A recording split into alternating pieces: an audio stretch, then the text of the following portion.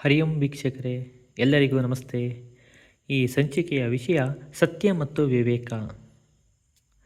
ಇದನ್ನು ತಿಳಿಯುವುದಕ್ಕಿಂತ ಮುಂಚೆ ರಾಷ್ಟ್ರಧರ್ಮ ವಾಟ್ಸಪ್ ಚಾನಲನ್ನು ಫಾಲೋ ಅಪ್ ಮಾಡಿ. ಒಬ್ಬನಿಗೆ ಅಣುಕುವಿದ್ಯೆ ಚೆನ್ನಾಗಿ ಬರುತ್ತಿತ್ತು. ಹುಲಿ, ಕರಡಿ, ಸಿಂಹ, ನರಿ ಮೊದಲಾದ ಪ್ರಾಣಿಗಳ ಕೂಗನ್ನು ಅನುಕರಿಸಿ ಜನರನ್ನು ಅವನು ರಂಜಿಸುತ್ತಿದ್ದ. ಒಮ್ಮೆ ಆತ ಆಡಿನ ಮರಿಯಂತೆ ಅರಚಿ ತೋರಿಸಿದ. ಜನ ಆನಂದಗೊಂಡರು. ಅಲ್ಲೊಬ್ಬ ರೈತನಿದ್ದ. ಅವನು ಹೇಳಿದ, ನೀನು ಈಗ ಕೂಗಿದ್ದು ಸರಿಯಾಗಿಲ್ಲ.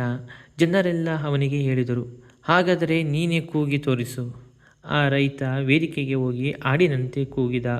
ಜನ ಗೇಲಿ ಮಾಡುತ್ತಾ, ನೀನು ಕೂಗಿದ ರೀತಿಯೇ ಸರಿಯಾಗಿಲ್ಲ, ಅವನನ್ನು ಬೇರೆ ಹಂಗಿಸುತ್ತೀಯಾ ಎಂದರು.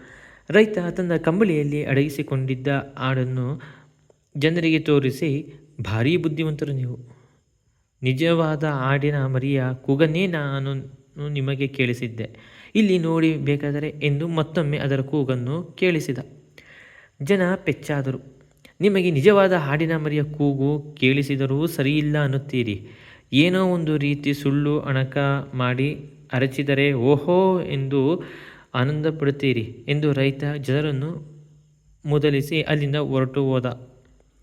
ಹಲವು ವೇಳೆ ಜನ ಸತ್ಯವನ್ನೇ ಸುಳ್ಳು ಮಾಡುತ್ತಾರೆ, ಸುಳ್ಳನ್ನೇ ಸತ್ಯ ಮಾಡುತ್ತಾರೆ. ವಿವೇಕಿಗೆ ಅದೆಲ್ಲವೂ ಅರ್ಥವಾಗುತ್ತದೆ.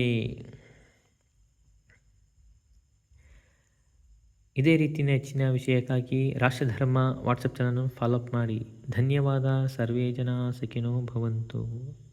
ನಿಮ್ಮ ಫಾಲೋಅಪ್ಪು ಸಹಕಾರವೇ ನಮಗೆ ಇನ್ನೂ ಹೆಚ್ಚಿನ ವಿಷಯವನ್ನು ತಿಳಿಸಲು ಸ್ಫೂರ್ತಿ ಬರುತ್ತದೆ.